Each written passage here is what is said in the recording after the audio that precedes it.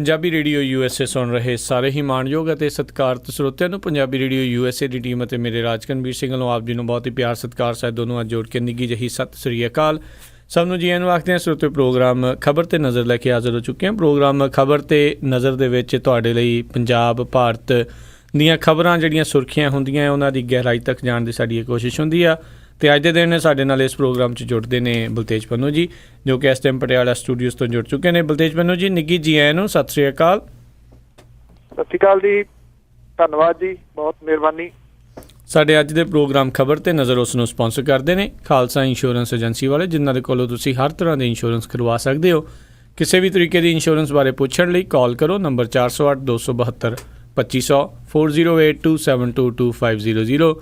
ਇਸ ਦੇ ਨਾਲ Gurdeep Singh Virdi, Pritam Singh, Talwinder Singh Gill, Satnam Singh Shergill, Jaffi Singh, Sukha Singh, Punjabi American senior citizen centre Bakersfield ਅਤੇ ਨਵਜੋਤ ਕੌਰ ਕਲੋਟੀ ਜੀ, ਇਹਨਾਂ ਸਾਰਿਆਂ ਦਾ ਬਹੁਤ ਬਹੁਤ ਧੰਨਵਾਦ। ਜੇ ਤੁਸੀਂ ਜਾਂ ਕੋਈ ਹੋਰ ਕਾਰੋਬਾਰ ਇਸ ਪ੍ਰੋਗਰਾਮ ਨੂੰ ਸਪਾਂਸਰ ਕਰਨਾ ਚਾਹੁੰਦੇ ਹੋਵੋ, ਉਸ ਦੇ ਲਈ ਸੰਪਰਕ ਕਰ ਸਕਦੇ ਹੋ ਨੰਬਰ 408 722 7698 408 722 7698 ਦੇ ਉੱਤੇ।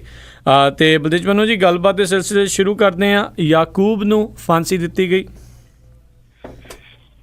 ਯਾਕੂਬ ਮੈਮਨ ਨੂੰ ਜਿਹੜੀ ਫਾਂਸੀ ਹੈ ਜੀ ਉਹ ਆਖਰ ਦੇ ਦਿੱਤੀ ਗਈ। ਜਿਹੜਾ 6:19 ਦਿੱਤੇ ਇੱਥੇ ਭਾਰਤੀ ਸਮੇਂ ਦੇ ਮੁਤਾਬਕ ਨਾਗਪੁਰ ਜੇਲ੍ਹ ਜਿਹੜੀ ਮਹਾਰਾਸ਼ਟਰ ਦੇ ਵਿੱਚ ਪੈਂਦੀ ਹੈ। ਹੁਣ ਜਿਹੜੀ ਫਾਂਸੀ ਦੇਣ ਤੋਂ ਬਾਅਦ ਦੀ ਜਿਹੜੀ ਪ੍ਰਕਿਰਿਆ ਹੈ ਉਹ ਮੁਕੰਮਲ ਕੀਤੀ ਜਾ ਰਹੀ ਹੈ। ਉਹਦਾ ਪੋਸਟਮਾਰਟਮ ਕਰਨ ਤੋਂ ਬਾਅਦ ਉਹਦੇ ਵਾਰਸਾਂ ਨੂੰ ਜਿਹੜਾ ਜੀ ਇਹ ਉਹਦੀ ਡੈੱਡ ਬੋਡੀ ਜਿਹੜੀ ਹੈ ਜੀ ਉਹ ਸੌਂਪੀ ਜਾਊਗੀ। 12 ਮਾਰਚ 1993 ਦੇ ਵਿੱਚ ਹੋਏ 13 ਬੰਬ ਧਮਾਕੇ, ਜਿਹਦੇ ਵਿੱਚ 257 ਮੌਤਾਂ ਹੋ ਗਈਆਂ ਸੀ, 717 ਜਾਣੇ ਜਿਹੜੇ ਉਹ ਜ਼ਖਮੀ ਹੋਏ ਸੀਗੇ। 19 ਨਵੰਬਰ 1993 ਨੂੰ ਇਹ ਕੇਸ CBI ਦੇ ਹਵਾਲੇ ਕੀਤਾ ਗਿਆ ਸੀਗਾ। 12 ਸਤੰਬਰ 2006 ਨੂੰ ਟਾਡਾ ਅਦਾਲਤ ਨੇ ਜਿਹੜਾ ਸੀਗਾ ਜੀ 12 ਮੁਲਜ਼ਮਾਂ ਨੂੰ ਫਾਂਸੀ ਤੇ 20 ਨੂੰ ਉਮਰ ਕੈਦ ਜਿਹੜੀ ਉਹ ਦਿੱਤੀ ਸੀਗੀ। ਕੱਲ ਜਿਹੜੀਆਂ ਆਖਰੀ ਕੋਸ਼ਿਸ਼ਾਂ ਸੀਗੀਆਂ ਜੀ ਯਾਕੂਬ ਮੈਮਨ ਦੀਆਂ, ਉਹਨਾਂ ਨੂੰ ਬੋਰ ਨਹੀਂ ਪਿਆ। ਪਹਿਲਾਂ ਤਾਂ ਸੁਪਰੀਮ ਕੋਰਟ ਨੇ ਜਿਹੜੀ ਉਹਦੀ ਅਪੀਲ ਸੀਗੀ ਉਹ ਠੁਕਰਾ ਦਿੱਤੀ। ਉਸ ਤੋਂ ਬਾਅਦ ਇੱਕ ਫੈਕਸ ਸੁਨੇਹਾ ਜਿਹੜਾ ਸੀਗਾ, ਜਿਹੜੀ ਇੱਕ ਮਰਸੀ ਪਟੀਸ਼ਨ ਸੀਗੀ, ਉਹ ਰਾਸ਼ਟਰਪਤੀ ਨੂੰ ਭੇਜੀ ਗਈ। ਇਹਦੇ ਵਿੱਚ ਜਿਹੜਾ ਗ੍ਰਹਿ ਮੰਤਰਾਲਾ ਹੁੰਦਾ ਜੀ, ਉਹਨੇ ਆਪਣੀ ਟਿੱਪਣੀ ਕਰਨੀ ਹੁੰਦੀ, ਕਿਉਂਕਿ ਸਮਾਂ ਜਿਹੜਾ ਸੀਗਾ ਉਹ ਥੋੜਾ ਸੀਗਾ। ਗ੍ਰਹਿ ਮੰਤਰੀ ਰਾਜਨਾਥ ਸਿੰਘ ਹੋਰੀ ਜਿਹੜੇ ਉਹ ਰਾਸ਼ਟਰਪਤੀ ਨੂੰ ਮਿਲਣ ਗਏ। ਉਹਨਾਂ ਨੂੰ ਜਾ ਕੇ ਇਹ ਗੱਲ ਉਹਨਾਂ ਨੇ ਆਖੀ ਕਿ ਇਹਨੂੰ ਰੱਦ ਕਰ ਦਿੱਤਾ ਜਾਵੇ, ਉਹਦੀ ਰਹਿਮ ਦੀ ਅਪੀਲ ਨੂੰ ਮੰਨਿਆ ਨਾ ਜਾਵੇ। ਰਹਿਮ ਦੀ ਅਪੀਲ ਜਿਹੜੀ ਸੀ ਉਹ ਰੱਦ ਹੋ ਗਈ।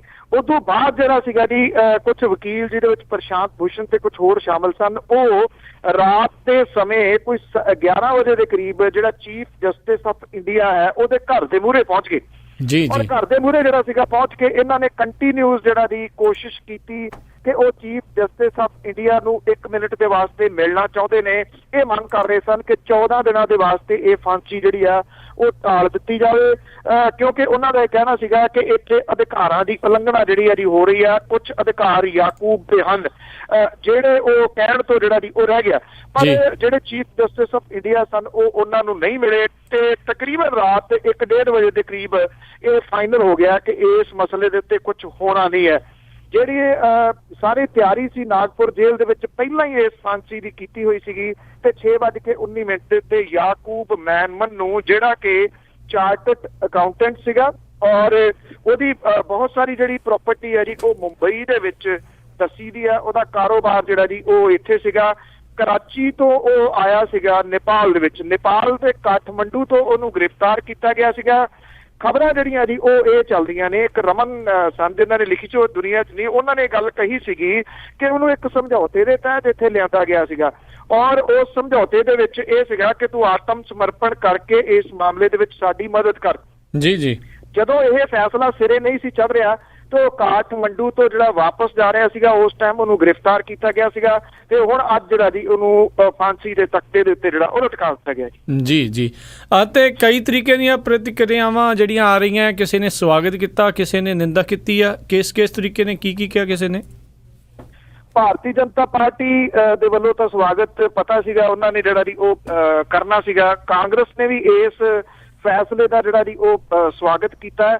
ਵੈਸੇ ਯਾਕੂਬ ਮੈਮਨ ਵਾਲੇ ਮਾਮਲੇ ਦੇ ਵਿੱਚ 100 ਦੇ ਕਰੀਬ ਉਹ ਲੋਕ ਨੇ ਜਿਹੜੀਆਂ ਨੋਨ ਪਰਸਨੈਲਿਟੀਜ਼ ਨੇ, ਜਿਹਦੇ ਵਿੱਚ ਸਿਆਸਤਦਾਨ ਵੀ ਸ਼ਾਮਲ ਨੇ, ਜਿਹਦੇ ਵਿੱਚ ਫਿਲਮਾਂ ਵਾਲੇ ਵੀ ਸ਼ਾਮਲ ਨੇ, ਇਹਦੇ ਵਿੱਚ ਰਾਈਟਰ ਵੀ ਸ਼ਾਮਲ ਨੇ, ਮਨੁੱਖੀ ਅਧਿਕਾਰਾਂ ਦੇ ਵਾਸਤੇ ਕੰਮ ਕਰਨ ਵਾਲੇ ਲੋਕ ਵੀ ਸ਼ਾਮਲ ਨੇ। ਉਹਨਾਂ ਨੇ ਆਪੋ ਆਪਣੇ ਜਿਹੜਾ ਲਿਖਤੀ ਰੂਪ ਦੇ ਵਿੱਚ ਇਹ ਗੱਲ ਆਖੀ ਸੀ, ਚਿੱਠੀਆਂ ਜਿਹੜੀਆਂ ਲਿਖੀਆਂ ਸੀਗੀਆਂ 100 ਦੇ ਕਰੀਬ, ਜੀ ਕਿ ਇਹਨੂੰ ਯਾਕੂਬ ਮੈਮਨ ਨੂੰ ਜਿਹੜੀ ਫਾਂਸੀ ਆ ਉਹ ਨਾ ਦਿੱਤੀ ਜਾਵੇ। ਇੰਨੀ ਜਿਹੜੇ ਜੀ ਹਮਾਇਤ ਆ ਪਹਿਲਾਂ ਨਹੀਂ ਮਿਲੀ ਜੀ ਕਦੀ ਕਿਸੇ ਨੂੰ, ਜਿਹੜਾ ਫਾਂਸੀ ਦੇ ਤਖਤੇ ਦੇ ਉੱਤੇ ਜਿਹੜਾ ਵਿਅਕਤੀ ਜਾ ਰਿਹਾ ਹੋਵੇ। ਔਰ ਖਾਸ ਤੌਰ ਦੇ ਉੱਤੇ ਜਿਵੇਂ ਮੈਂ ਤੁਹਾਨੂੰ ਦੱਸਿਆ ਕਿ ਰਾਤ ਸਾਰੀ ਜਿਹੜੀਆਂ ਕੋਸ਼ਿਸ਼ਾਂ ਹੁੰਦੀਆਂ ਰਹੀਆਂ ਨੇ, ਇਹ ਵੀ ਆਪਣੇ ਆਪ ਦੇ ਵਿੱਚ ਨਵੇਕਲੀ ਜਿਹੜੀ ਗੱਲ ਸੀਗੀ, ਪਰ ਇਹਨਾਂ ਕੋਸ਼ਿਸ਼ਾਂ ਨੂੰ ਜਿਹੜਾ ਜੀ ਬੂਰ ਨਹੀਂ ਪਿਆ ਕਿਤੇ। ਜੀ ਜੀ ਜੀ ਤੇ ਅਗਲੀ ਜੇ ਆਪਾਂ ਗੱਲ ਕਰੀਏ, ਪੰਜਾਬ ਦੇ ਵਿੱਚ ਤਕਰੀਬਨ 800 ਕਰੋੜ ਰੁਪਈਏ ਦਾ ਅਨਾਜ ਸੜਿਆ। ਜੀ ਬਿਲਕੁਲ ਜੀ, ਇਹ ਜਿਹੜਾ 800 ਕਰੋੜ ਰੁਪਏ ਦਾ ਅਨਾਜ ਸੜ ਗਿਆ, ਇਹ ਹੁਣ ਬੰਦਿਆਂ ਦੇ ਖਾਣ ਵਾਲਾ ਨਹੀਂ ਰਿਹਾ। ਪੰਜਾਬ ਸਰਕਾਰ ਨੂੰ ਇਹ ਸੜਿਆ ਅਨਾਜ ਹੁਣ ਉਹਨੂੰ ਕਰੇ ਕੀ, ਕਿਉਂਕਿ ਸਿਵਾਏ ਖਾਦ ਬਣਾਉਣ ਤੋਂ ਇਹ ਕਿਸੇ ਕੰਮ ਨਹੀਂ ਆਉਣਾ। 8 ਸਾਲਾਂ ਦੇ ਦੌਰਾਨ ਇਹ ਅਨਾਜ ਜਿਹੜਾ ਸੜਿਆ, ਜਿਹਦੇ ਕਰਕੇ ਗੋਦਾਮ ਜਿਹੜੇ ਉਹ ਰੁਕੇ ਪਏ ਨੇ। ਰਾਜ ਦੇ ਵਿੱਚ ਇਹਨਾਂ ਵਰ੍ਹਿਆਂ ਦੇ ਦੌਰਾਨ 1 ਕਰੋੜ ਬੋਰੀ ਜਿਹੜੀ ਆ ਉਹ ਅਨਾਜ ਦੀ ਸੜ ਕੇ ਸੁਆਹ ਹੋ ਗਈ ਹੈ। ਸੜੀ ਹੋਈ ਕਣਕ ਜਿਹੜੀ ਆ ਜੀ ਉਹ ਹੁਣ ਡੰਗਰਾਂ ਦੇ ਖਾਣ ਜੋਗੀ ਵੀ ਨਹੀਂ ਰਹੀ। ਜਿਹੜੀਆਂ ਖਰੀਦ ਏਜੰਸੀਆਂ ਨੇ ਉਹਨਾਂ ਦੇ ਵੱਲੋਂ ਇਸ ਅਨਾਜ ਦੀ ਸਾਂਭ ਸੰਭਾਲ ਦੇ ਵਿੱਚ ਕੀਤੀ ਗਈ ਕੋਤਾਹੀ ਜਿਹੜੀ ਆ ਜੀ ਉਹਦੇ ਕਰਕੇ ਇਹ ਅਨਾਜ ਜਿਹੜਾ ਉਹ ਸੜਿਆ। ਖੁਰਾਕ ਜਨਤਕ ਵੰਡ ਮੰਤਰਾਲੇ ਦੇ ਵੇਰਵੇ ਅਨੁਸਾਰ ਰਾਜ ਦੀਆਂ ਖਰੀਦ ਏਜੰਸੀਆਂ ਦਾ ਕੋਈ 4.95 ਲੱਖ ਟਨ ਅਨਾਜ ਜਿਹੜਾ ਜੀ ਉਹ ਸੜ ਗਿਆ। ਜਿਹੜੇ FCI ਦਾ ਸਿਰਫ 9.5 ਕੁਇੰਟਲ ਅਨਾਜ ਜਿਹੜਾ ਸੜਿਆ। ਰਾਜ ਦੇ ਵਿੱਚ 2006-07 ਤੋਂ ਸਾਲ 11-13 ਤੱਕ ਇਹ ਅਨਾਜ ਸੜਿਆ, ਜਿਹਨੂੰ ਵੇਚਣ ਵਾਸਤੇ ਹੁਣ ਖਰੀਦ ਏਜੰਸੀਆਂ ਤਰਲੇ ਮਾਰ ਰਹੀਆਂ ਨੇ। ਸੂਤਰ ਦੱਸਦੇ ਨੇ ਕਿ ਸੜੇ ਹੋਏ ਅਨਾਜ ਨੂੰ ਖਰੀਦੂਗਾ ਕੌਣ ਜੀ? ਪੰਜਾਬ ਐਗਰੋ ਕਾਰਪੋਰੇਸ਼ਨ ਦਾ ਸਭ ਤੋਂ ਵੱਧ ਅਨਾਜ ਜਿਹੜਾ ਸੜਿਆ। ਪੰਜਾਬ ਐਗਰੋ ਦੀ ਸਾਲ 2006-07 ਤੋਂ 11-12 ਤੱਕ 1.80 ਲੱਖ ਟਨ ਕਣਕ ਜਿਹੜੀ ਹੈ ਜੀ ਉਹ ਖਰਾਬ ਹੋਈ ਹੈ, ਔਰ ਇਹਦੀ ਕਰੀਬ 36 ਲੱਖ ਬੋਰੀ ਜਿਹੜੀ ਆ ਬਣਦੀ ਹੈ। ਪਨਸਪ ਦਾ ਕਰੀਬ 34 ਲੱਖ ਬੋਰੀਆਂ ਅਨਾਜ ਜਿਹੜਾ ਸੜ ਗਿਆ, ਜਿਹਨੂੰ ਵੇਚਣ ਦੇ ਵਾਸਤੇ ਟੈਂਡਰ ਜਿਹੜੇ ਜੀ ਉਹ ਹੁਣ ਲਏ ਜਾ ਰਹੇ ਨੇ। ਮਾਰਕਫੈਡ ਦੀ ਕਰੀਬ 17 ਲੱਖ ਬੋਰੀ ਕਣਕ ਜਿਹੜੀ ਹੈ ਪਿਛਲੇ ਅਰਸੇ ਦੇ ਦੌਰਾਨ ਸੜ ਕੇ ਜਿਹੜੀ ਇਹਦੀ ਸੁਆਹ ਹੋ ਗਈ ਹੈ। ਹੋ ਸਕਦਾ ਜੀ ਕਿ ਇਹਦੇ ਵਾਸਤੇ ਇਹ ਵੀ ਕਹਿ ਦਿੱਤਾ ਜਾਵੇ ਕਿ ਜਿਹੜੀ ਆਟਾ ਦਾਲ ਸਕੀਮ ਆ ਉਧਰ ਪਾ ਦਿਓ, ਕਿਉਂਕਿ ਉਹਨਾਂ ਨੂੰ ਡੰਗਰਾਂ ਵਾਂਗੂ ਹੀ ਤਾਂ ਜਿਹੜਾ ਜੀ ਉਹ ਵਰਤਿਆ ਜਾਂਦਾ। ਇਹ ਜਿਹੜਾ ਇੰਨੀ ਵੱਡੀ ਗਿਣਤੀ ਦੇ ਵਿੱਚ ਜਿਹੜਾ ਜੀ ਅਨਾਜ ਸੜ ਕੇ ਸੁਆਹ ਹੋ ਗਿਆ, ਐਕਚੁਅਲੀ ਇਹਦੀ ਪਿਛਲੀ ਜਿਹੜੀ ਕਹਾਣੀ ਆ ਪਰਦੇ ਪਿਛਲੀ ਇਹ ਵੀ ਹੁੰਦੀ ਆ ਅਕਸਰ ਕਿ ਜਿਹੜੇ ਕਰਪਟ ਲੋਕ ਨੇ ਉਹ ਇੱਥੋਂ ਅਨਾਜ ਵੱਡੀ ਗਿਣਤੀ ਦੇ ਵਿੱਚ ਕੱਢ ਲੈਂਦੇ ਨੇ, ਵੇਚ ਦਿੰਦੇ ਨੇ, ਤੇ ਬਾਕੀ ਜਿਹੜਾ ਜੀ ਉਹ ਸੜ ਕੇ ਸੁਆਹ ਹੋ ਜਾਂਦਾ ਔਰ ਪਤਾ ਨਹੀਂ ਲੱਗਦਾ ਕਿੰਨਾ ਜਿਹੜਾ ਜੀ ਸੜ ਗਿਆ। ਜਿਵੇਂ ਹੁਣ 34 ਲੱਖ ਬੋਰੀ ਜਿਹੜੀ ਆ ਜੀ ਉਹ ਕਹੀ ਜਾ ਰਹੀ ਹੈ ਪਨਸਪ ਦੀ ਜਾਂ ਦੂਜਿਆਂ ਦੀ, ਉਹਦੇ ਵਿੱਚੋਂ ਕਿੰਨੀ ਬੋਰੀ ਜਿਹੜੀ ਹੈ ਜੀ ਇਹ ਕਿਵੇਂ ਪਤਾ ਲਾਇਆ ਜਾਊਗਾ ਕਿ ਇੰਨੀ ਬੋਰੀ ਜਿਹੜੀ ਹੈ ਜੀ ਇੱਥੇ ਸੜੀ ਹੈ? ਇਹ ਪਤਾ ਹੀ ਨਹੀਂ ਲੱਗ ਸਕਣਾ ਜੀ। ਜੀ ਜੀ ਜੀ ਬਿਲਕੁਲ। ਤੇ ਅਗਲੀ ਜਿਹੜੀ ਆਪਾਂ ਗੱਲ ਕਰਦੇ ਹਾਂ, SP ਬਲਜੀਤ ਸਿੰਘ ਹੁਣਾਂ ਦਾ ਅੰਤਿਮ ਸੰਸਕਾਰ। ਬਲਜੀਤ ਸਿੰਘ ਹੋਰਾਂ ਦਾ ਪਰਿਵਾਰ ਜਿਹੜਾ ਸੀਗਾ ਜੀ ਪਹਿਲਾਂ ਉਹ ਵੇਰ ਗਿਆ ਸੀਗਾ, ਔਰ ਉਹਨੇ ਇਹ ਗੱਲ ਆਖੀ ਸੀ ਕਿ ਪਹਿਲਾਂ ਸਾਨੂੰ ਜਿਹੜੀ ਨੌਕਰੀਆਂ ਨੇ ਉਹਦੇ ਬਾਰੇ ਦੇ ਵਿੱਚ ਲਿਖਤੀ ਰੂਪ ਦੇ ਵਿੱਚ ਸਰਕਾਰ ਦੇਵੇ, ਫਿਰ ਅਸੀਂ ਜਿਹੜਾ ਜੀ ਇਹ ਅੰਤਮ ਸੰਸਕਾਰ ਕਰਾਂਗੇ ਜੀ।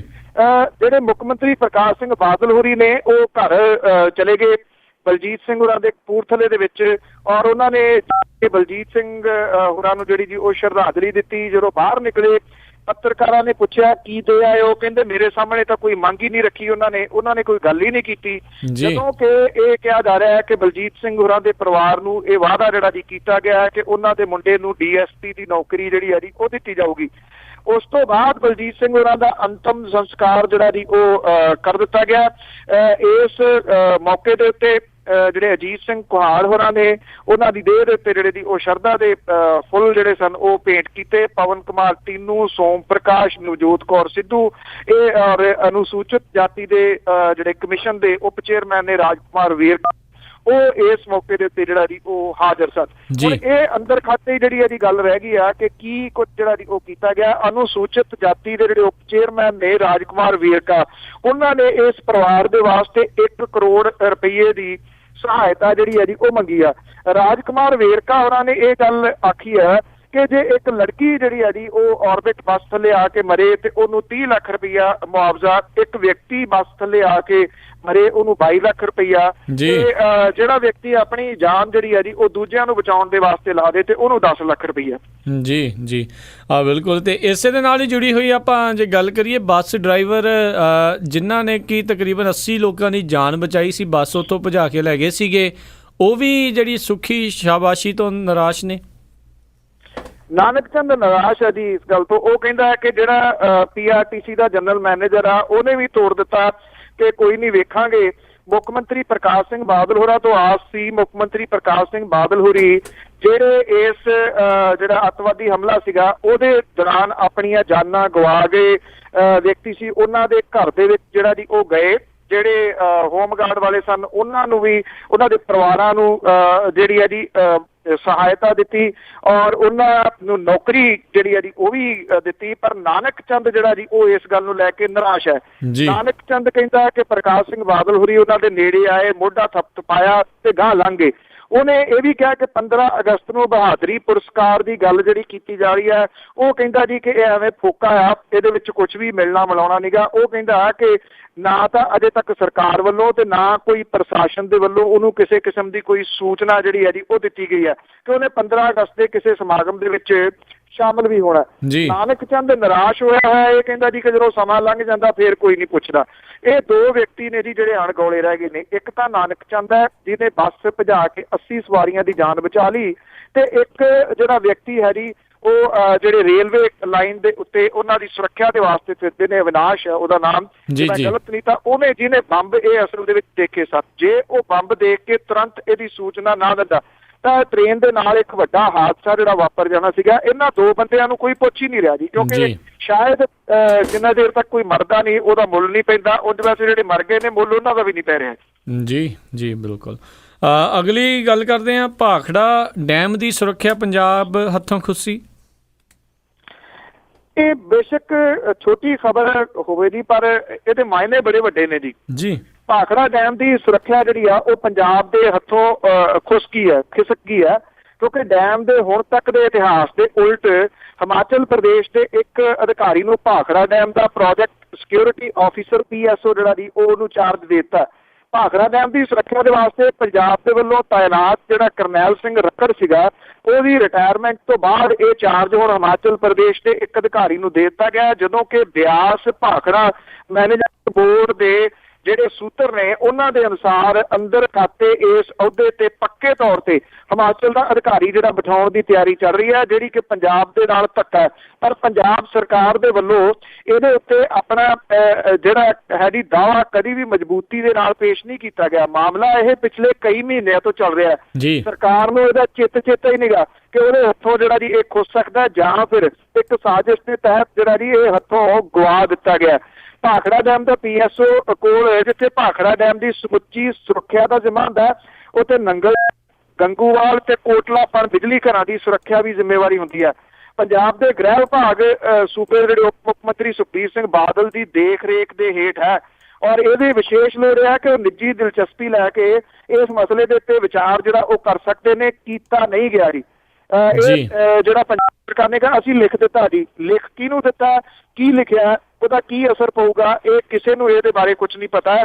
ਚੰਡੀਗੜ੍ਹ ਜਿਹੜਾ ਕਿ ਇੱਕ ਅਹਿਮ ਮਸਲਿਆਂ ਦੇ ਵਿੱਚੋਂ ਇਹ ਮਸਲਾ ਹਮੇਸ਼ਾ ਰਿਹਾ ਕਿ ਉਹ ਕਿਹਦਾ, ਹੌਲੀ ਹੌਲੀ ਪੰਜਾਬ ਸਰਕਾਰ ਨੇ ਉਹਦੇ ਉੱਤੇ ਦਾਅਵਾ ਇਸ ਤਰੀਕੇ ਦੇ ਨਾਲ ਛੱਡ ਦਿੱਤਾ ਕਿ ਸਾਰੇ ਦਫ਼ਤਰ ਜਿਹੜੇ ਸੀ ਉੱਥੋਂ ਤਬਦੀਲ ਕਰਕੇ ਮੁਹਾਲੀ ਲੈ ਆਂਦੇ, ਰਹਿੰਦੀ ਖੁੰਦੀ ਕਸਰ ਜਿਹੜਾ ਜੀ ਉਹ ਨੇੜੇ ਨਵਾਂ ਚੰਡੀਗੜ੍ਹ ਵਸਾ ਕੇ ਕਰਦੀ ਕਿ ਸਾਨੂੰ ਇਸ ਚੰਡੀਗੜ੍ਹ ਦੀ ਲੋੜ ਨਹੀਂ। ਇਸੇ ਤਰੀਕੇ ਦੇ ਨਾਲ ਭਾਖੜਾ ਮੈਨੇਜਮੈਂਟ ਜਿਹੜੀ ਹੈ ਜੀ ਉਹਦਾ ਪੰਜਾਬ ਦੇ ਹੱਥਾਂ ਦੇ ਵਿੱਚੋਂ ਜਿਹੜਾ ਜੀ ਇਹ ਸੁਰੱਖਿਆ ਦਾ ਜਿੰਮਾ ਖੁੱਸ ਜਾਣਾ, ਇਹ ਪੰਜਾਬ ਦੇ ਹੱਕ ਜਿਹੜੇ ਨੇ ਅਸੀਂ ਹੱਥ ਵੱਢ ਕੇ ਜਿਹੜੇ ਜੀ ਉਹ ਦੇ ਦਿੱਤੇ ਦੂਜੇ ਸੂਬੇ ਨੂੰ। ਜੀ ਬਿਲਕੁਲ ਜੀ। ਤੇ ਅਗਲੀ ਜਿਹੜੀ ਆਪਾਂ ਗੱਲ ਕਰੀਏ, ਜਿਹੜਾ ਦੀਨਾਨਗਰ ਹਮਲੇ ਦੇ ਉੱਤੇ ਆਮ ਆਦਮੀ ਪਾਰਟੀ ਤੇ ਕਾਂਗਰਸ ਨੇ ਉੱਚ ਪੱਧਰੀ ਜਾਂਚ ਦੀ ਮੰਗ ਕੀਤੀ ਕਿਉਂਕਿ ਇਹਦੇ ਬਾਰੇ ਨਾ ਜੀ ਕਈ ਕੁਛ ਚੱਲੀ ਜਾਂਦਾ, ਕਈ ਜਿਹੜੀਆਂ ਗੱਲਾਂ ਜੀ ਉਹ ਸੁਣਨ ਨੂੰ ਪੜ੍ਹਨ ਨੂੰ ਜਿਹੜੀਆਂ ਜੀ ਉਹ ਮਿਲ ਰਹੀਆਂ ਨੇ। ਉਹਦਾ ਜਿਹੜੀਆਂ ਮੇਨ ਇਸ ਵੇਲੇ ਜਿਹੜੀ ਬਹਿਸ ਦਾ ਵਿਸ਼ਾ ਬਣਿਆ ਹੋਇਆ ਉਹ ਇਹ ਹੈ ਕਿ ਇਹਦਾ ਮੁਕਾਬਲਾ ਕਰਨ ਦੇ ਉੱਤੇ ਕੁਝ ਗੱਲਾਂ ਜਿਹੜੀਆਂ ਬੜੀਆਂ ਚੱਕੀ ਨੇ। ਇੱਕ ਤਾਂ ਜਿਹੜੀ ਪਹਿਲਾਂ ਇਹ ਕਿਹਾ ਗਿਆ ਸੀਗਾ ਕਿ ਇੱਕ ਔਰਤ ਜਿਹੜੀ ਹੈ ਜੀ ਉਹ ਮਾਰੀ ਗਈ ਹੈ ਇਸ ਹਮਲੇ ਦੇ ਵਿੱਚ। ਉਹ ਕੌਣ ਸੀ ਔਰਤ, ਉਹ ਕਿੱਥੇ ਹੈ? ਇਹ ਜਿਹੜਾ ਸਵਾਲ ਬੜਾ ਵੱਡਾ ਜਿਹੜਾ ਜੀ ਸਾਹਮਣੇ ਆ ਰਿਹਾ ਹੈ। ਦੂਸਰੀ ਗੱਲ ਜਿਹੜੀ ਹੈ ਜੀ ਇਹ ਆ ਕਿ ਜਦੋਂ ਉੱਥੇ ਫੌਜ ਨੂੰ ਸੱਦ ਲਿਆ ਗਿਆ, ਫੌਜ ਦੇ ਕਮਾਂਡੋ ਆ ਗਏ ਸੀਗੇ ਤੇ ਉਹਨਾਂ ਦੇ ਹੱਥ ਜਿਹੜੀ ਹੈ ਜੀ ਇਹ ਕਿਉਂ ਨਹੀਂ ਦਿੱਤੀ ਗਈ ਸਾਰੀ ਕਾਰਵਾਈ, ਜਿਹੜੀ ਕਿ ਕੁਝ ਮਿੰਟਾਂ ਦੇ ਵਿੱਚ ਇਹਨੂੰ ਨਿਬੇੜ ਸਕਦੇ ਸਨ, ਜਦੋਂ ਕਿ ਇਹ ਕਲੀਅਰ ਹੋ ਗਿਆ ਸੀਗਾ ਕਿ ਜਿਹੜੇ ਅੰਦਰ ਬੈਠੇ ਅੱਤਵਾਦੀ ਨੇ ਉਹਨਾਂ ਨੇ ਕਿਸੇ ਨੂੰ ਬੰਦੀ ਨਹੀਂ ਬਣਾਇਆ ਹੋਇਆ। ਫਿਰ ਇੰਨੇ ਘੰਟੇ 11 ਘੰਟੇ ਜਿਹੜੇ ਸੀਗੇ ਉਹ ਆਪਰੇਸ਼ਨ ਦੇ ਵਿੱਚ ਕਿਉਂ ਲੱਗ ਗਏ? ਜਿਹੜੇ ਪੰਜਾਬ ਪੁਲਿਸ ਵਾਲੇ ਨੇ ਉਹਨਾਂ ਦੇ ਅਫਸਰ ਦੱਬੀ ਜ਼ੁਬਾਨ ਦੇ ਵਿੱਚ ਹੁਣ ਇਹ ਕਹੀ ਜਾਂਦੇ ਨੇ ਕਿ ਐਕਸ਼ਨ ਅਸੀਂ ਕੀਤਾ। ਅੰਦਰੋਂ ਜਿਹੜੇ ਸਵਾਤ ਜਿਹੜੇ ਆਏ ਕਮਾਂਡੋ ਸਨ ਉਹਨਾਂ ਨੇ ਤਾਂ ਫੇਰੀ ਜਿਹੜੀ ਪਾਈ ਕਿ ਸਾਰਾ ਕੁਝ ਸੁਰੱਖਿਅਤ ਹੈ, ਔਰ ਉਹਨਾਂ ਨੇ ਜਦੋਂ ਹਥਿਆਰ ਪੁੱਠੇ ਕਰਕੇ ਬਾਹਰ ਇਹ ਨਾਅਰਾ ਦਿੱਤਾ ਕਿ ਸੁਰੱਖਿਅਤ ਹੈ ਤੇ ਉਹਨਾਂ ਦੇ ਹੱਕ ਦੇ ਵਿੱਚ ਨਾਅਰੇ ਲੱਗੇ, ਅਸੀਂ ਜਿਹੜੇ ਉਹ ਸਾਈਡ ਤੇ ਰਹਿ ਗਏ। ਸਵਾਲ ਇਹ ਵੀ ਉੱਠ ਰਿਹਾ ਕਿ ਜਦੋਂ ਉਹਨਾਂ ਨੇ ਇਹ ਕਹਿਤਾ ਕਿ ਸਾਰਾ ਕੁਝ ਸੁਰੱਖਿਅਤ ਹੈ, ਉਹ ਮੀਡੀਆ ਦੇ ਸਾਹਮਣੇ ਵੀ ਬੋਲ ਕੇ ਤੇ ਇੱਕ ਹੋਮਗਾਰਡ ਵਾਲਾ ਜਿਹੜਾ ਅੰਦਰ ਲੁਕਿਆ ਬੈਠਾ ਸੀਗਾ ਉਹ ਤੋਂ ਬਾਹਰ ਦੇ ਵਿੱਚ ਆਇਆ, ਔਰ ਜਦੋਂ ਉਹ ਬਾਹਰ ਆਇਆ ਤੇ ਉਹਨੂੰ ਜਿਹੜੇ ਸੀਗੇ ਜੀ ਲੋਕਾਂ ਨੇ ਕੁਛ ਇੱਕ ਨੇ ਇਹ ਸਮਝ ਕੇ ਕੁੱਟਣਾ ਸ਼ੁਰੂ ਕਰਤਾ ਕਿ ਉਹ ਅੱਤਵਾਦੀ ਹੈ ਜੀ। ਜਦੋਂ ਕਿ ਜਿਹੜੀ ਖਬਰ ਆਈ ਸੀ ਨਾ ਕਿ ਇੱਕ ਜਿਉਂਦਾ ਫੜਿਆ ਗਿਆ, ਉਹ ਇਸ ਹੋਮਗਾਰਡ ਦੇ ਵਿਅਕਤੀ ਦੀ ਸੀਗੀ। ਫਿਰ ਝੱਟ ਦੇਣੀ ਇਹ ਸੀਗਾ ਜੀ ਉਹਨੂੰ ਬਚਾਇਆ ਗਿਆ ਇਹ ਕਹਿ ਕੇ ਕਿ ਆਪਣਾ ਹੀ ਬੰਦਾ ਇੱਥੇ ਕੰਮ ਕਰਦਾ। ਭਾਵ ਕਿ ਸਵਾਲ ਉਹਦੇ ਉੱਤੇ ਵੀ ਖੜੇ ਹੋ ਗਏ ਕਿ ਉਹਨਾਂ ਨੇ ਫਿਰ ਅੰਦਰ ਜਾ ਕੇ ਕਿਹੜੀ ਛਾਣਬੀਣ ਕੀਤੀ ਜਦੋਂ ਇੱਕ ਬੰਦਾ ਲੁਕਿਆ ਹੋਇਆ ਉਹਨਾਂ ਨੂੰ ਲੱਭਿਆ ਹੀ ਨਾ।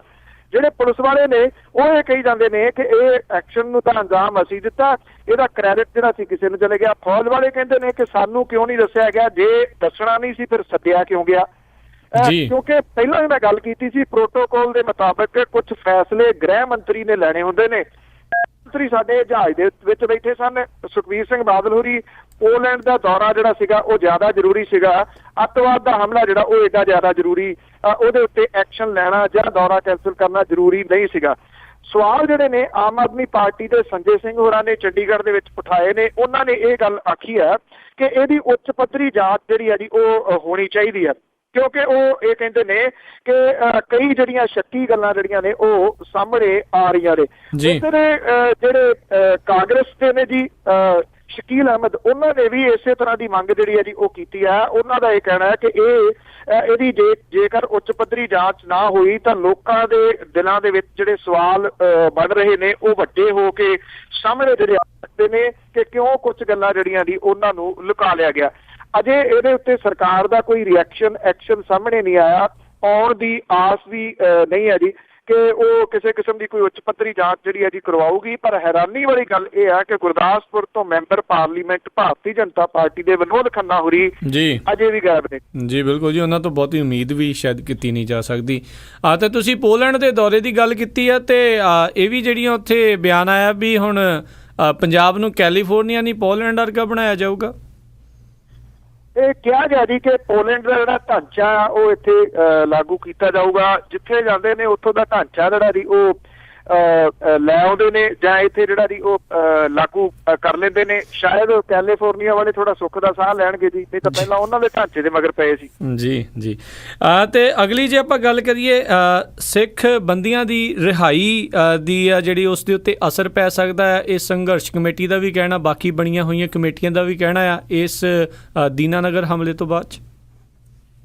ਬਿਲਕੁਲ ਜੀ, ਅਸਰ ਤਾਂ ਜਿਹੜਾ ਬਹੁਤ ਸਾਰੀਆਂ ਚੀਜ਼ਾਂ ਦੇ ਉੱਤੇ ਇਹਦਾ ਪੈ ਰਿਹਾ, ਕੁਝ ਦਾ ਤੁਰੰਤ, ਕੁਝ ਦਾ ਜਿਹੜਾ ਜੀ ਚਰੋਕਣਾ ਅਸਰ ਜਿਹੜਾ ਜੀ ਉਹ ਵੇਖਣ ਨੂੰ ਮਿਲੂਗਾ ਦੇਰ ਬਾਅਦ। ਜਿਹੜੇ ਨਤੀਜੇ ਜਿਹੜੇ ਉਹ ਸਾਹਮਣੇ ਆਉਣਗੇ, ਜਿਹੜੀਆਂ ਇਹ ਸਿੱਖ ਬੰਦੀਆਂ ਦੀ ਰਿਹਾਈ ਲਈ ਡਟੀਆਂ ਜਿਹੜੀਆਂ ਧਿਰਾਂ ਨੇ ਉਹ ਇਹ ਮਹਿਸੂਸ ਕਰਦੀਆਂ ਨੇ ਕਿ ਦੀਨਾਨਗਰ ਦੇ ਵਿੱਚ ਹੋਏ ਅੱਤਵਾਦੀ ਹਮਲੇ ਕਰਕੇ ਇਹਨਾਂ ਦੀ ਰਿਹਾਈ ਦੀ ਪ੍ਰਕਿਰਿਆ ਜਿਹੜੀ ਆ ਉਹ ਸਿੱਧੀ ਪ੍ਰਭਾਵਿਤ ਹੋਊਗੀ। ਪੰਥਕ ਤਾਲਮੇਲ ਸੰਗਠਨ ਦੇ ਜਿਹੜੇ ਕਨਵੀਨਰ ਨੇ ਗਿਆਨੀ ਕੇਵਲ ਸਿੰਘ, ਉਹ ਇਹ ਕਹਿੰਦੇ ਨੇ ਕਿ ਦੀਨਾਨਗਰ ਦੇ ਵਿੱਚ ਵਾਪਰੀ ਘਟਨਾ ਦਾ ਭਾਵੇਂ ਸਿੱਖ ਬੰਦੀਆਂ ਦੀ ਰਿਹਾਈ ਦੇ ਨਾਲ ਕੋਈ ਸਿੱਧਾ ਸੰਬੰਧ ਤਾਂ ਨਹੀਂਗਾ, ਪਰ ਇਸ ਕਾਰਵਾਈ ਤੋਂ ਬਾਅਦ ਇਹਨਾਂ ਦੀ ਰਿਹਾਈ ਦੀ ਪ੍ਰਕਿਰਿਆ ਜਿਹੜੀ ਆ ਉਹ ਸਿੱਧੀ ਪ੍ਰਭਾਵਿਤ ਜਿਹੜੀ ਉਹ ਹੋਊਗੀ, ਕਿਉਂਕਿ ਕੁਝ ਧਿਰਾਂ ਦੇ ਵੱਲੋਂ ਸਿੱਖ ਬੰਦੀਆਂ ਦੇ ਮਾਮਲੇ ਨਾਲ ਵੀ ਇਹਨੂੰ ਜੋੜ ਕੇ ਵੇਖਿਆ ਜਾ ਰਿਹਾ। ਉਹ ਇਹ ਕਹਿੰਦੇ ਨੇ ਕਿ ਜਿਹੜੇ ਇਸ ਮੌਜੂਦਾ ਚੱਲ ਰਹੇ ਸੰਘਰਸ਼ ਦੇ ਵਾਸਤੇ ਇਹ ਖਤਰਨਾਕ ਜਿਹੜਾ ਹੋਊਗਾ। ਸੂਰਜ ਸਿੰਘ ਖਾਲਸਾ ਹੋਰਾਂ ਦੇ ਵੱਲੋਂ 6 ਮਹੀਨੇ ਤੋਂ ਜਿਹੜਾ ਸਿੱਖ ਬੰਦੀਆਂ ਦੀ ਰਿਹਾਈ ਨੂੰ ਲੈ ਕੇ ਇਹ ਜਿਹੜਾ ਸੰਘਰਸ਼ ਕੀਤਾ ਜਾ ਰਿਹਾ, ਇਸ ਘਟਨਾ ਦੇ ਨਾਲ ਪ੍ਰਭਾਵਿਤ ਜਿਹੜਾ ਜੀ ਉਹ ਹੋ ਸਕਦਾ। ਇਹ ਵੀ ਪਤਾ ਲੱਗਿਆ ਜੀ ਕਿ ਦਵਿੰਦਰਪਾਲ ਸਿੰਘ ਭੁੱਲਰ ਤੇ ਹੋਰ ਜਿਹੜੇ ਸਿੱਖ ਬੰਦੀ ਨੇ ਉਹਨਾਂ ਦੀ ਰਿਹਾਈ ਜਿਹੜੀ ਹੈ ਜੀ ਉਹ ਵੀ ਇਹਦੇ ਨਾਲ ਲਟਕ ਸਕਦੀ ਹੈ। ਇਸੇ ਕਮੇਟੀ ਦੇ ਨਾਲ ਜੁੜੇ ਹੋਏ ਇੱਕ ਹੋਰ ਜਿਹੜੇ ਵਿਅਕਤੀ ਨੇ ਉਹਨਾਂ ਦਾ ਇਹ ਕਹਿਣਾ ਹੈ ਕਿ ਇਸ ਘਟਨਾ ਦੇ ਨਾਲ ਪੂਰੇ ਦੇਸ਼ ਦੇ ਵਿੱਚ ਬਣਨ ਵਾਲੇ ਮਾਹੌਲ ਦੇ ਨਾਲ ਸਿੱਖ ਬੰਦਿਆਂ ਦੀ ਰਿਹਾਈ ਜਿਹੜੀ ਆ ਉਹ ਪ੍ਰਭਾਵਿਤ ਹੋਊਗੀ। ਉਹਨਾਂ ਨੇ ਕਿਹਾ ਕਿ ਪੰਜਾਬ ਪੁਲਿਸ ਜਿਹੜੀ ਕਿ ਪਹਿਲਾਂ ਇਹ ਸਿੱਖ ਬੰਦਿਆਂ ਦੀ ਰਿਹਾਈ ਦੇ ਹੱਕ ਦੇ ਵਿੱਚ ਨਹੀਂ, ਉਹਨੂੰ ਇਹਦੇ ਤੋਂ ਬਾਅਦ ਇੱਕ ਹੋਰ ਮੌਕਾ ਜਿਹੜਾ ਮਿਲੂਗਾ ਕਿ ਇਹਨਾਂ ਦੀ ਰਿਹਾਈ ਜਿਹੜੀ ਆ ਕਿਸੇ ਤਰੀਕੇ ਦੇ ਨਾਲ ਰੋਕੀ ਜਿਹੜੀ ਆ ਉਹ ਜਾ ਸਕੇ। ਉਧਰ ਇਹ ਪਤਾ ਲੱਗਾ ਹੈ ਕਿ ਹੁਣ ਜਿਹੜੀ ਇਹ ਸੰਘਰਸ਼ ਕਮੇਟੀ ਆ ਉਹਨੇ ਕੁਝ ਜਿਹੜੇ ਬੁੱਧੀਜੀਵੀ ਤੇ ਕੁਝ ਵਕੀਲ ਕੁਝ ਸਿੱਖ ਚਿੰਤਕ ਜਿਹੜੇ ਨੇ ਉਹ ਨਾਲ ਲੈ ਕੇ ਇੱਕ ਕਮੇਟੀ ਜਿਹੜੀ ਇਹਦੀ ਬਣਾਈ ਆ, ਜਿਹਦੀ ਅੱਜ ਸ਼ਾਇਦ ਮੀਟਿੰਗ ਚੰਡੀਗੜ੍ਹ ਦੇ ਵਿੱਚ ਹੋ ਰਹੀ ਹੈ, ਜਿਹਦੇ ਵਿੱਚ ਕਾਨੂੰਨੀ ਪ੍ਰਕਿਰਿਆ ਜਿਹੜੀ ਇਹਦੀ ਕੀ ਹੈ ਜਾਂ ਕਿਵੇਂ ਜਿਹੜਾ ਦੀ ਇਹਨੂੰ ਅੱਗੇ ਪਰਸਿਊ ਕੀਤਾ ਜਾਵੇ, ਇਸ ਸਬੰਧ ਦੇ ਵਿੱਚ ਜਿਹੜਾ ਦੀ ਉਹ ਵਿਚਾਰਨਗੇ। ਆਈ ਥਿੰਕ ਇਹ ਬੜਾ ਲੇਟ ਲੈਣ ਵਾਲਾ ਦਰੁਸਤ ਫੈਸਲਾ ਆ। ਬੜੀ ਦੇਰ ਪਹਿਲਾਂ ਇਸ ਮਸਲੇ ਦੇ ਉੱਤੇ ਵਿਚਾਰ ਹੋਣਾ ਚਾਹੀਦਾ ਸੀਗਾ ਕਿ ਕਾਨੂੰਨੀ ਪੱਖ ਜਿਹੜਾ ਦੀ ਉਹ ਕੀ ਹੈ, ਉਹ ਵੀ ਨਾਲ ਦੀ ਨਾਲ ਜਿਹੜਾ ਦੀ ਉਹ ਦੇਰ ਪਹਿਲਾਂ ਜੇ 6 ਮਹੀਨਿਆਂ ਤੋਂ ਹੀ ਸ਼ੁਰੂ ਕੀਤਾ ਜਾਂਦਾ ਹੁੰਦਾ ਤੇ ਹੁਣ ਤੱਕ ਇਸ ਮਾਮਲੇ ਦੇ ਵਿੱਚ ਕੁਝ ਨਾ ਕੁਝ ਆਸ ਜਿਹੜੀ ਉਹ ਵੱਜ ਸਕਦੀ ਸੀ। ਜੀ ਜੀ ਤੇ ਅਗਲੀ ਜੇ ਗੱਲ ਕਰੀਏ ਵੀ ਸੰਜੀਵ ਚਤੁਰਵੇਦੀ ਤੇ ਅੰਸ਼ੂ ਗੁਪਤਾ, ਉਹਨਾਂ ਨੂੰ ਮੈਗਸੇਸੇ ਪੁਰਸਕਾਰ ਦੇ ਨਾਲ ਸਨਮਾਨਿਤ ਕੀਤਾ ਜਾਊਗਾ। ਐਕਚੁਅਲੀ ਜਿਹੜਾ ਭ੍ਰਿਸ਼ਟਾਚਾਰ ਦੇ ਵਾਸਤੇ ਜਿਹੜੇ ਲੜਨ ਵਾਲੇ ਵਿਅਕਤੀ ਨੇ ਜੀ, ਉਹਨਾਂ ਵਿੱਚ ਸੰਜੀਵ ਚਤੁਰਵੇਦੀ ਤਾਂ ਖਾਸ ਤੌਰ ਦੇ ਉੱਤੇ ਜਿਹੜੇ ਵਿਸਲ ਬਲੋਅਰ ਦੇ ਤੌਰ ਦੇ ਉੱਤੇ ਜਾਣੇ ਜਾਂਦੇ ਨੇ ਜੀ, IFS ਅਧਿਕਾਰੀ ਨੇ ਉਹ। ਔਰ ਇਸ ਤੋਂ ਇਲਾਵਾ ਇੱਕ NGO ਹੈ ਜੀ ਗੂੰਜ ਦਾ ਬਾਨੀ ਹੈ ਜੀ ਅੰਸ਼ੂ ਗੁਪਤਾ, ਉਹਨੂੰ ਇਸ ਸਾਲ ਦਾ ਜਿਹੜਾ ਜੀ ਇਹ ਰੈਮਨ ਮੈਗਸੇਸੇ ਪੁਰਸਕਾਰ ਹੈ ਉਹਦੇ ਵਾਸਤੇ ਚੁਣਿਆ ਗਿਆ। ਏਮਸ ਦੇ ਵਿੱਚ ਡਿਪਟੀ ਸੈਕਟਰੀ ਦੇ ਅਹੁਦੇ ਦੇ ਉੱਤੇ ਤਾਇਨਾਤ ਨੇ ਜੀ ਚਤੁਰਵੇਦੀ, ਔਰ ਉਹ ਭ੍ਰਿਸ਼ਟਾਚਾਰ ਨੂੰ ਉਜਾਗਰ ਕਰਨ ਦੇ ਉੱਤੇ ਆਪਣੀ ਜਾਨ ਦੀ ਪਰਵਾਹ ਨਾ ਕਰਦਿਆਂ ਹੋਇਆਂ ਔਰ ਤਬਾਦਲਿਆਂ ਦੀ ਪਰਵਾਹ ਨਾ ਕਰਦਿਆਂ ਹੋਇਆਂ, ਕਿਉਂਕਿ 5 ਸਾਲਾਂ ਦੇ ਵਿੱਚ 12 ਵਾਰੀ ਉਹਦੀਆਂ ਜਿਹੜੀਆਂ ਦੀ ਉਹ ਬਦਲੀਆਂ ਹੋ ਚੁੱਕੀਆਂ ਨੇ, ਉਹਨੇ ਵੱਡੀਆਂ ਮੱਛੀਆਂ ਦਾ ਟਾਕਰਾ ਜਿਹੜਾ ਦੀ ਕੀਤਾ। ਇਹ ਬਿਲਕੁਲ ਦਰੁਸਤ ਜਿਹੜਾ ਜੀ ਫੈਸਲਾ ਹੈ ਜਿਹੜਾ ਇਹਨਾਂ ਦੋ ਵਿਅਕਤੀਆਂ ਨੂੰ ਚੁਣਿਆ ਗਿਆ ਜੀ। ਤੇ ਅਗਲੀ ਜੇ ਗੱਲ ਕਰੀਏ, ਇਤਿਹਾਸ ਦੇ ਵਿੱਚ ਦੱਸਿਆ ਜਾਂਦਾ ਵੀ ਹੁਣ ਤੱਕ 4 ਲੋਕ ਅਜਿਹੇ ਨੇ ਜਿਨ੍ਹਾਂ ਨੂੰ ਅਖੀਰਲੇ ਮੌਕੇ ਤੇ ਫਾਂਸੀ ਤੋਂ ਰਾਹਤ ਮਿਲੀ ਹੈ। ਜਿਹੜੀ ਪਹਿਲੀ ਖਬਰ ਸੀ ਉਹਦੇ ਵਿੱਚ ਮੈਂ ਜਿਵੇਂ ਤੁਹਾਨੂੰ ਦੱਸਿਆ ਸੀਗਾ ਕਿ ਲਾਸਟ ਨਾਈਟ ਜਿਹੜਾ ਦੀ ਬੜੀ ਦੇਰ ਤੱਕ ਕੋਸ਼ਿਸ਼ ਜਿਹੜੀ ਹੁੰਦੀ ਰਹੀ ਆ ਕਿ ਯਾਕੂਬ ਮੈਮਨ ਨੂੰ ਕਿਸੇ ਤਰੀਕੇ ਦੇ ਨਾਲ ਫਾਂਸੀ ਦੇ ਤਖਤੇ ਤੋਂ ਜਿਹੜਾ ਦੀ ਉਹ ਬਚਾ ਲਿਆ ਜਾਵੇ। ਇੰਨੀਆਂ ਚਾਰਾਜੋਈਆਂ ਜਿਹੜੀਆਂ ਦੀ ਪਹਿਲਾਂ ਬਹੁਤ ਘੱਟ ਹੋਈਆਂ ਨੇ, ਪਰ ਕੁਝ ਲੋਕ ਹੈਗੇ ਨੇ ਜਿਹੜੇ ਲਾਸਟ ਮਿੰਟ ਦੇ ਉੱਤੇ ਫਾਂਸੀ ਦੇ ਤਖਤੇ ਦੇ ਉੱਤੇ ਜਾਂਦੇ ਜਾਂਦੇ ਜਿਹੜਾ ਨਾ ਜੀ ਉਹ ਬਚ ਗਏ। ਇਹਦੇ ਵਿੱਚੋਂ ਜਿਹੜੇ ਜੀ ਬਹੁਤੇ ਪੰਜਾਬ ਤੋਂ ਨੇ। 2.5 ਦਹਾਕਿਆਂ ਤੋਂ ਪੰਜਾਬ ਦੇ ਅੰਦਰ ਕਿਸੇ ਨੂੰ ਫਾਂਸੀ ਤੇ ਨਹੀਂ ਲਟਕਾਇਆ ਗਿਆ। 1999 ਦੇ ਵਿੱਚ 2 ਸਕੇ ਭਰਾਵਾਂ ਨੂੰ ਕੇਂਦਰੀ ਜੇਲ੍ਹ ਪਟਿਆਲਾ ਦੇ ਵਿੱਚ ਫਾਂਸੀ ਹੋਈ ਸੀ। ਜਿਹੜੇ ਸੂਬੇ ਦੇ 4 ਫਾਂਸੀ ਦੇ ਕੈਦੀ ਜਿਹੜੇ ਨੇ ਅੱਜ ਵੀ ਕੇਂਦਰੀ ਜੇਲ੍ਹ ਪਟਿਆਲੇ ਦੇ ਵਿੱਚ ਨੇ। ਇਹਦੇ ਵਿੱਚੋਂ ਬਲਵੰਤ ਸਿੰਘ ਰਾਜੋਆਣਾ ਸਣੇ ਅਭੀ ਵਰਮਾ ਕਤਲ ਕੇਸ ਦੇ 2 ਦੋਸ਼ੀ ਕੁਝ ਘੰਟਿਆਂ ਦੇ ਫਰਕ ਦੇ ਨਾਲ ਹੀ ਜਿਹੜਾ ਫਾਂਸੀ ਦੇ ਤਖਤੇ ਤੋਂ ਬਚ ਗਏ ਸੀਗੇ ਜੀ। ਪਟਿਆਲੇ ਦੇ ਵਿੱਚ ਹੀ ਜਿਹੜੇ ਫਾਂਸੀ ਦੇ ਪ੍ਰਬੰਧ ਨੇ, ਅਖੀਰਲੀ ਫਾਂਸੀ ਜਿਹੜੀ ਹੈ ਜੀ ਇਹ 1999 ਦੇ ਵਿੱਚ ਲਾਈ ਗਈ ਸੀਗੀ। ਫਾਂਸੀ ਦਾ ਸਾਹਮਣਾ ਕਰਨ ਵਾਲੇ ਭਵਾਨੀਗੜ੍ਹ ਇਲਾਕੇ ਦੇ ਗੁਰਚਰਨ ਸਿੰਘ ਤੇ ਪ੍ਰੀਤਮ ਸਿੰਘ ਸਕੇ ਭਰਾ ਸੀਗੇ। ਇਹ ਤੋਂ ਪਹਿਲਾਂ 1988 ਦੇ ਵਿੱਚ ਫਾਹੇ ਲਾਏ ਗਏ ਰਾਜਪੁਰਾ ਦੇ ਗੁਲਜ਼ਾਰ ਸਿੰਘ ਤੇ ਭਜਨ ਸਿੰਘ ਵੀ ਸਕੇ ਭਰਾ ਸੀਗੇ, ਜਿਨ੍ਹਾਂ ਤੋਂ ਕੋਈ 21 ਦਿਨ ਪਹਿਲਾਂ ਚੰਡੀਗੜ੍ਹ ਦੇ ਰਾਜਕੁਮਾਰ ਨੂੰ ਵੀ ਇੱਥੇ ਫਾਂਸੀ ਜਿਹੜੀ ਲੱਗੀ ਸੀਗੀ ਜੀ।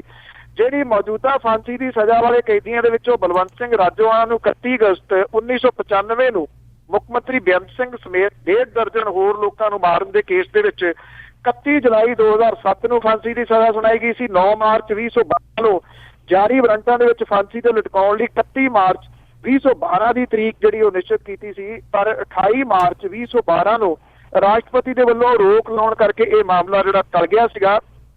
ਬਲਵੰਤ ਸਿੰਘ ਰਾਜੋਆਣੇ ਨੇ ਖੁਦ ਰਹਿਮ ਦੀ ਅਪੀਲ ਨਹੀਂ ਪਾਈ, ਜਿਹਦੇ ਕਰਕੇ ਸ਼੍ਰੋਮਣੀ ਗੁਰਦੁਆਰਾ ਪ੍ਰਬੰਧਕ ਕਮੇਟੀ ਨੂੰ ਇਹ ਫਾਂਸੀ ਜਿਹੜੀ ਰੁਕਵਾਉਣ ਦੇ ਵਾਸਤੇ ਮੂਹਰੇ ਆਉਣਾ ਪਿਆ ਸੀਗਾ, ਕਿਉਂਕਿ ਪੰਜਾਬ ਦੇ ਵਿੱਚ ਮਾਹੌਲ ਜਿਹੜਾ ਉਸ ਟਾਈਮ ਦੇ ਉੱਤੇ ਤੱਤਾ ਹੋ ਰਿਹਾ ਸੀਗਾ। 2005 ਦੇ ਵਿੱਚ ਹੁਸ਼ਿਆਰਪੁਰ ਦੇ 16 ਸਾਲਾ ਅਭੀ ਵਰਮਾ ਨੂੰ ਕਤਲ ਕਰਨ ਵਾਲੇ ਜਸਵੀਰ ਸਿੰਘ ਵਾਲੀਆ ਤੇ ਉਹਦੀ ਘਰਵਾਲੀ ਸੋਨੀਆ ਤੇ ਵਿਕਰਮ ਸਿੰਘ ਨੂੰ ਹੁਸ਼ਿਆਰਪੁਰ ਦੇ ਵੱਲੋਂ 21 ਦਸੰਬਰ 2006 ਨੂੰ ਫਾਂਸੀ ਦੀ ਸਜ਼ਾ ਸੁਣਾਈ ਗਈ ਸੀ, ਪਰ 2 ਮਈ 2012 ਨੂੰ ਉੱਪਰਲੀ ਅਦਾਲਤ ਤੋਂ ਸੋਨੀਆ ਦੀ ਫਾਂਸੀ ਦੀ ਸਜ਼ਾ ਉਮਰ ਕੈਦ ਦੇ ਵਿੱਚ ਬਦਲ ਦਿੱਤੀ ਗਈ, ਜਿਹਦੇ ਕਰਕੇ ਉੱਥੇ ਸਜ਼ਾ ਭੁਗਤ ਰਹੀ ਹੈ।